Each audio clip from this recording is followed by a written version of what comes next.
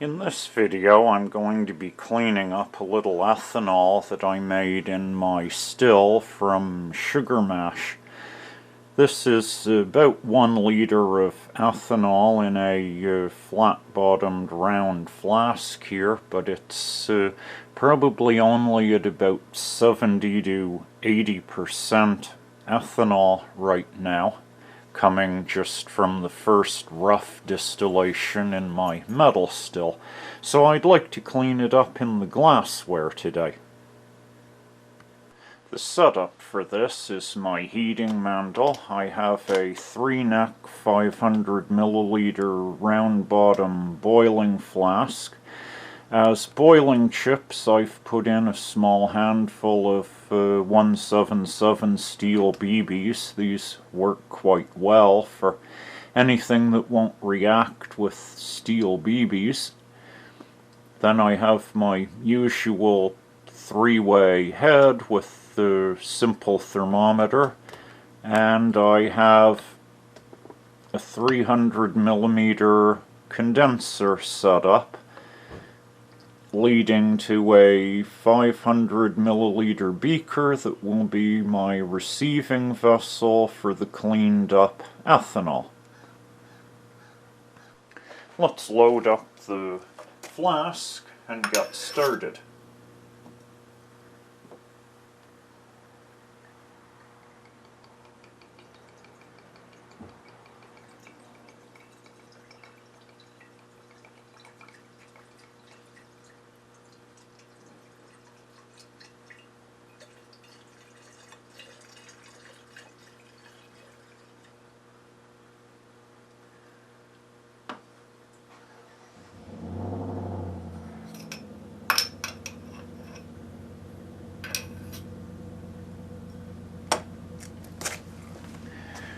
We're ready to begin, and I'll pick up the video when distillation starts. Everything's warmed up and distillation is just beginning. The thermometer can be seen to be right around 80 Celsius as the ethanol comes over. The steel BBs have everything boiling evenly in the round bottom flask.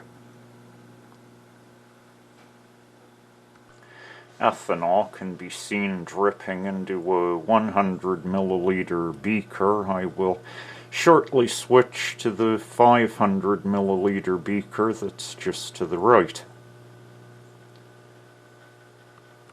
Here's a look at my product. I now have nice, clean, double distilled ethanol filling completely the 500 milliliter flat-bottom round flask on the right.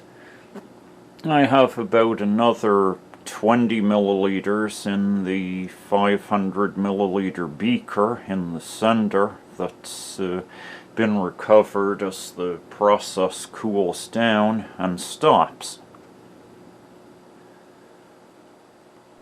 What's left in the 3-neck round bottom boiling flask in my heating mantle has turned a rusty watercolor because of course I used steel 177 BBs as my boiling chips, and because of the water I now have an orange-brown colored rusty water left over here to dump.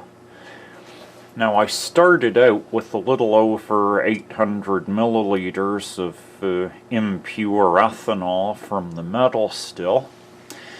By way of a yield, I got a little over 500 milliliters of very clean ethanol that's going to be used in an upcoming video where I'm going to do some soxhlet extractions on ghost peppers, scotch bonnet peppers, and maybe some other types of peppers like cayenne peppers, all of which I have grown during the summer, and these peppers are now ready for harvest, so I'm intending to soxhlet them.